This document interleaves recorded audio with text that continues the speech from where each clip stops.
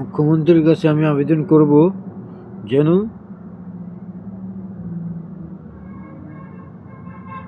CID DAB পাঠাবেন। আমার নাম ধীরেন বর্মন, গোসাইপুর বাস স্ট্যান্ডের কাছেই, এলবিজির কাছেই আমার দোকান। এই যে 22 সালে আপনার কাছে ফোন করে আমি সাহায্য পেয়েছি, 2019 সালে আপনারকে ফোন করে আমি সাহায্য পেয়েছি, দিদিকে বলো ফোন করে আমি সাহায্য পেয়েছি। আবার আমি মাসে সপ্তাহে একদিন করে নতুন নতুন মস্তান গোসাইপুরি বাস স্ট্যান্ডে হয়ে গেছে, যেন আমি সাহায্য পাই। আমার পর অনেক রকমের হামলা করার চেষ্টা করতেছে, আমার দোকান নেওয়ার, এই জায়গাটা দখল করার ব্যবস্থা নিচ্ছে। আপনার কাছে অনুরোধ থাকলো, মুখ্যমন্ত্রীর কাছে, পুলিশ কমিশনারের কাছে আবেদন থাকলো, সাহায্য চাই।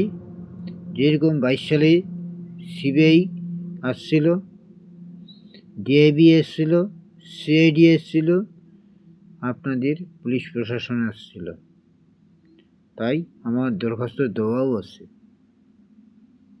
আপনার কাছে আমি সাহায্য চাই। আমার উপর বহুদিন ধরে আক্রমণ হচ্ছে, আপনার কাছে আমি সাহায্য চাই, কমিশনের কাছে সাহায্য চাই। 22 সালে কমিশনের কাছে আমার দরখাস্ত দেওয়া আছে, 19 সালেরও দরখাস্ত দেওয়া আছে, তার আগেরও দরখাস্ত দেওয়া আছে, 10 সালেরও দরখাস্ত দেওয়া আছে। আমার উপর নতুন নতুন মস্তান 6 মাস পর, 1 বছর পর হচ্ছে। আপনার কাছে অনুরোধ থাকলো মুখ্যমন্ত্রীর কাছে যেন সিআইডি ডিআইবি পাঠায়। আমার 3 ছেলে দোকানে বসতে ভয় পায়, অনেক রকমের ভয় পায়। আমার ছেলেগুলো যেন ব্যবসা করে খাইতে পারে, আমি যেন ব্যবসা করে খাইতে পারি। এই জায়গাটাতে আমি অনেক কয়েক লাখ টাকা খরচা করছি, আমি প্রায় 45 বছর ধরে আমি এইখানে দোকান করে খাচ্ছি। আপনার কাছে অনুরোধ থাকলো, 45 বছর ধরে আছি আমি, 81 সালে দোকান দিয়েছি আমি। আপনার কাছে অনুরোধ থাকলো,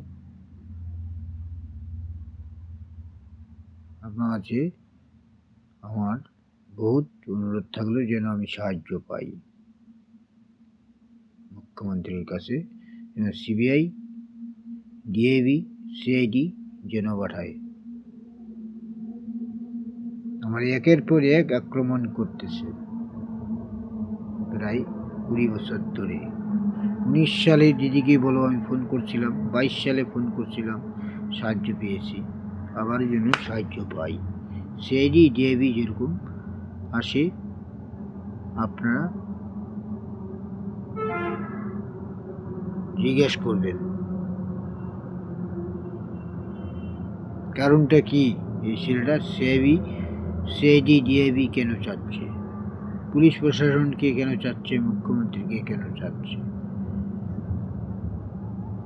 বাগডোগরা ব্যবসায়ী সমিতির কাছে আমি আবেদন করব, কমিশনের কাছে আবেদন করব,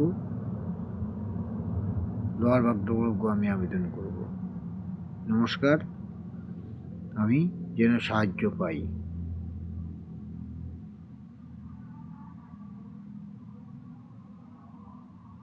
নেতা নেত্রীর কাছেও আমি যেন সাহায্য পাই। নমস্কার।